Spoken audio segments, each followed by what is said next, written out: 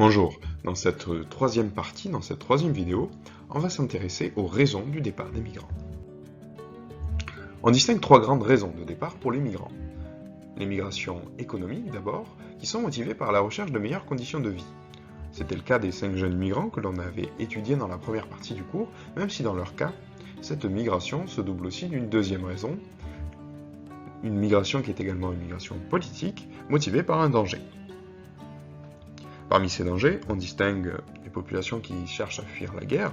C'est le cas ces dernières années d'un certain nombre très important de migrants syriens.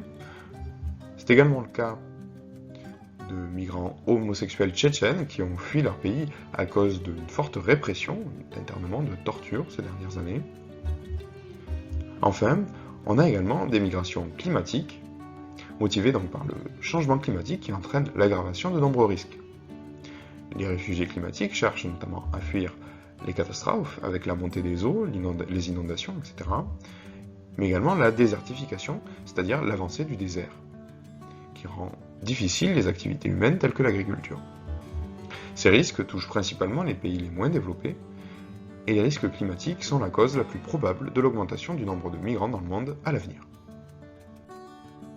En résumé, on distingue les migrations économiques, les migrations politiques et les migrations climatiques. Ces dernières, on l'imagine, seront la cause de la plupart des migrations dans le monde et de leur augmentation.